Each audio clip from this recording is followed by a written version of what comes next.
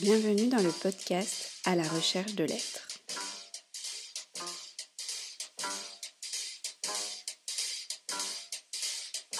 À la recherche de l'être est un podcast qui présente l'œuvre musicale d'Olivier Fillet, dont la problématique est comment concilier l'amour de l'existence avec l'ensemble des éléments tragiques de celle-ci.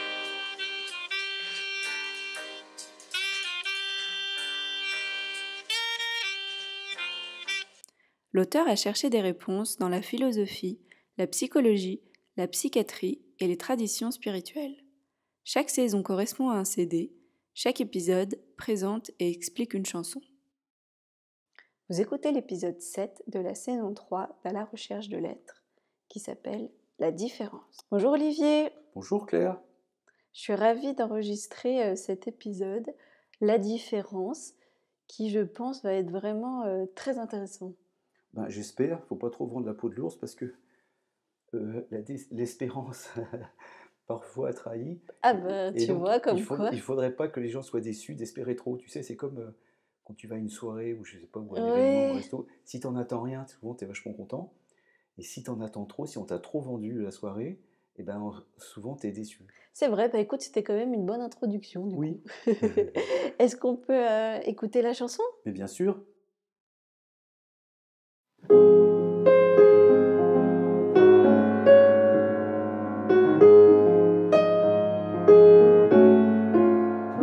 Il était plusieurs fois toujours la même histoire, celle de l'être humain qui cherchait le bonheur.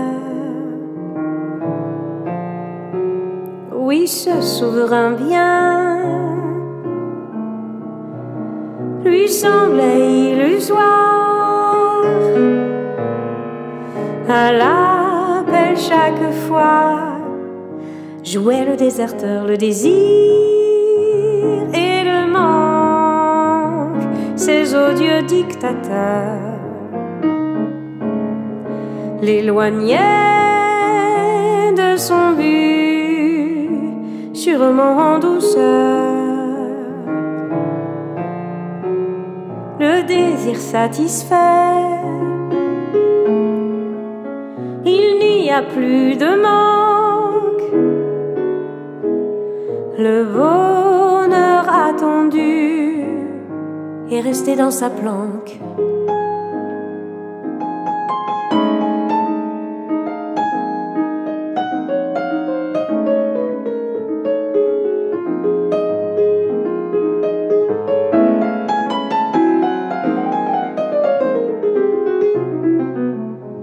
Dans un piège diabolique, notre âme est bien tombée. Quand le désir est manque, le bonheur est manqué.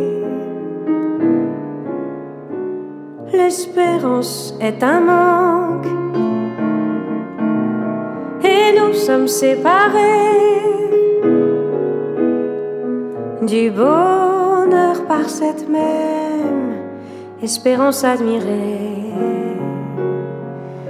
Tant que tu fais une différence entre ta vie difficile et manquée et la béatitude, tu es bien dans ta vie difficile et manquée.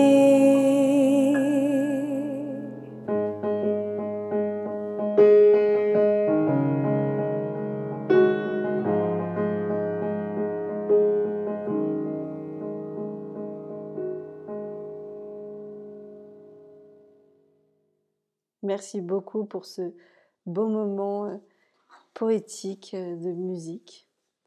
Est-ce que tu pourrais nous en lire les paroles ? Oui, bien sûr. La différence, alors je commence par une phrase quand même pour situer, une phrase de Pascal dans les Pensées. Ainsi, nous ne vivons jamais, nous espérons de vivre. Et, nous disposant toujours à être heureux, il est inévitable que nous ne le soyons jamais. Ah oui, c'est quand même triste. Hein. Oui, mais on va voir qu'en fait, c'est pas ça en fait. Il était plusieurs fois toujours la même histoire, celle de l'être humain qui cherchait le bonheur. Oui, ce souverain bien lui semblait illusoire, à l'appel chaque fois jouait le déserteur. Le désir et le manque, ces odieux dictateurs, l'éloignaient de son but, sûrement en douceur. Le désir satisfait, il n'y a plus de manque. Le bonheur attendu est resté dans sa planque. Dans un piège diabolique, notre homme est bien tombé. Quand le désir est manque, le bonheur est manqué. L'espérance est un manque, et nous sommes séparés du bonheur par cette même espérance admirée. Tant que tu fais une différence entre ta vie difficile et manquée et la béatitude, tu es bien dans ta vie difficile et manquée. Ça me fait penser quand tu parles du samsara et du nirvana. Ben voilà, en fait, je parle toujours de la même chose, hein, mais bon, repetitio mater studiorum, c'est-à-dire que la différence, en fait, c'est Nagarjuna qui dit, donc je répète ce que j'ai dit à l'épisode précédent, hein, tant que tu fais une différence entre le samsara et le nirvana, tu es dans le samsara. Alors maintenant, je vais citer, avant de commencer les explications, je vais citer quelques auteurs parce qu'ils sont rigolos. Il y a 2 catastrophes dans l'existence. La première, c'est quand nos désirs ne sont pas satisfaits. La deuxième, c'est quand ils le sont. Ça, c'est Georges Bernard Shaw.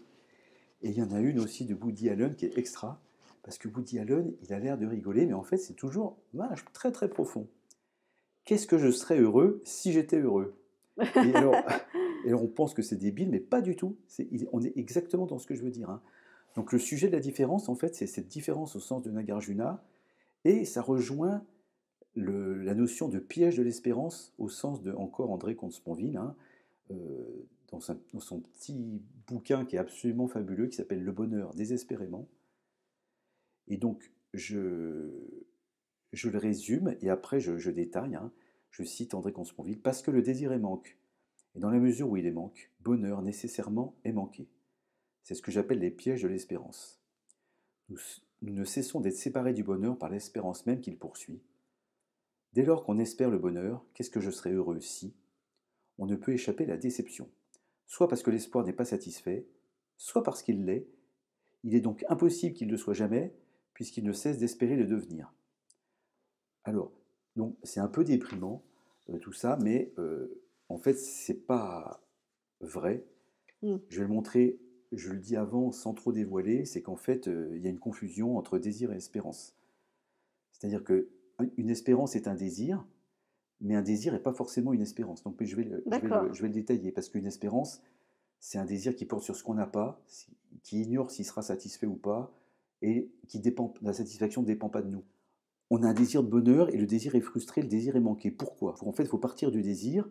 Spinoza dit le désir est l'essence même de l'homme, et Aristote dit le bonheur est le bien désirable absolu. Hein. C'est pour ça le souverain bien, ce que j'ai mis en 3e phrase, c'est en rapport avec le souverain bien d'Aristote. Hein.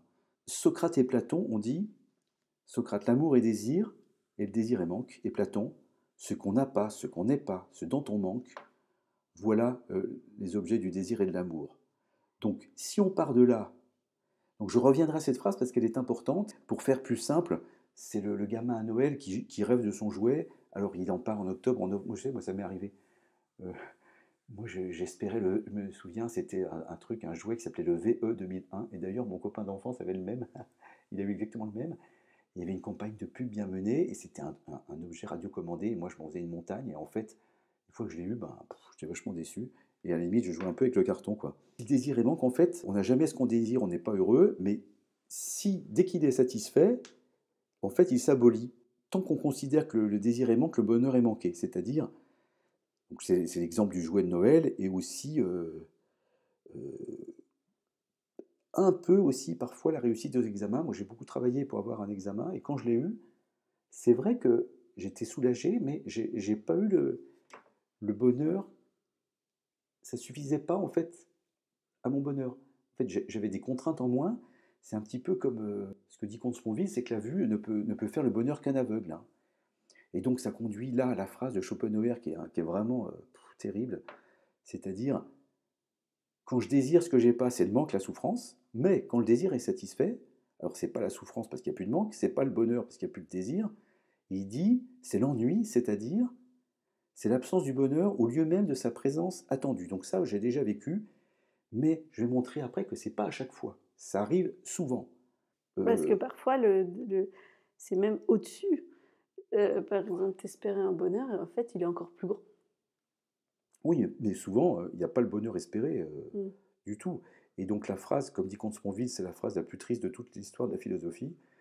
La phrase de Schopenhauer, c'est « La vie donc oscille comme un pendule, de droite à gauche, de la souffrance à l'ennui ». Bon, rassurez-vous les auditeurs, j'ai une solution. Parce que si on est là-dedans, avec le désir qui est manque, parce que le désir est manque, et dans la mesure où il est manque, le bonheur est manqué nécessairement, c'est ce que Comte Sponville appelle le piège de l'espérance, et ce que Pascal dit, c'est ça, exactement la même chose. Pascal dit « Nous ne cessons d'être séparés du bonheur par l'espérance même qui le poursuit ». Ainsi, nous ne vivons jamais, encore Pascal, nous espérons de vivre, et nous disposons toujours à être heureux. Il est inévitable que nous ne le soyons jamais. André Comte-Sponville a une solution. Que faire? Il y va assez fort parce qu'il dit tout simplement, je rappelle que l'espérance est un désir, mais un désir particulier. C'est un désir qui porte sur ce qu'on n'a pas, un manque, dont on ignore s'il est ou s'il sera satisfait, et dont la satisfaction ne dépend pas de nous. Donc espérer, c'est désirer sans profiter, sans savoir, sans pouvoir. En fait, ce que dit Comte Sponville, carrément, c'est que Sartre, Platon, Schopenhauer, Pascal ont fait une erreur, c'est-à-dire, il y a des fois où Platon a tort, c'est quand il y a du plaisir.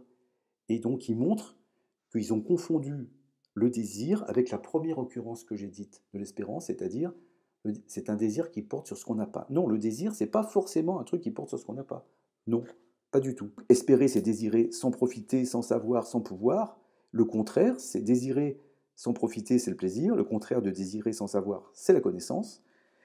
Et désirer sans pouvoir, c'est de faire, donc c'est la volonté. C'est-à-dire, c'est un peu une leçon stoïcienne, c'est-à-dire qu'on fait, on veut ce qu'on fait et on fait ce qu'on veut. Je précise aussi, tant que j'y suis, la différence entre espérance et volonté. C'est l'espérance, c'est désirer ce qui ne dépend pas de nous, et la volonté, c'est désirer ce qui en dépend. Et ça rejoint aussi ce que dit Spinoza, pas d'espoir sans crainte, et pas de crainte sans espoir. Donc le sage, qui n'a plus rien à attendre, n'a rien à espérer. Il y a une phrase du Mahabharata, comme je te l'avais déjà dit. Maha, ça veut dire grand, et Bharata, le grand Bharata en fait, comme je l'ai dit. Mahatma, pareil, la grande âme. Seul est heureux celui qui a perdu tout espoir, car l'espoir est la plus grande torture qui soit, et le désespoir le plus grand bonheur. Le sage, en théorie, ne devrait désirer que ce qu'il sait, que ce qu'il peut, et ce dont il jouit. Et donc, ça veut dire ça, c'est désirer, il ne désire plus que le réel, c'est-à-dire un truc qui manque jamais. Ce qu'il faut, c'est vraiment essayer de faire ce qu'on appelle une conversion du désir, et au lieu d'espérer, c'est-à-dire désirer les trucs qui sont hors de notre portée, eh ben, c'est désirer ce qu'on a, ce qui est, ça veut dire aimer, en fait, plutôt que ce qui n'est pas, c'est espérer ou regretter.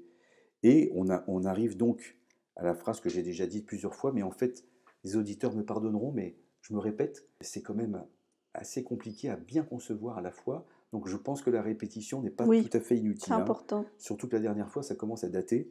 Donc je fais une petite injection de rappel.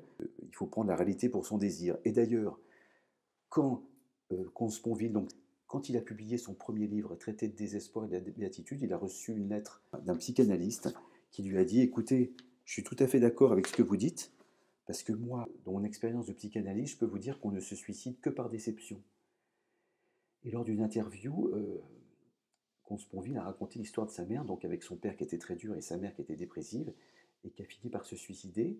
Et en fait, il a dit, elle s'est suicidée parce que la vie ne correspondait pas à ses attentes. D'après lui, c'est un peu une illusion, parce que la vie, elle fait ce qu'elle peut. Est-ce que l'erreur, c'est pas d'attendre quelque chose de la vie qui vient pas, et donc conclure, quand ça vient pas, que c'est la vie qui a tort?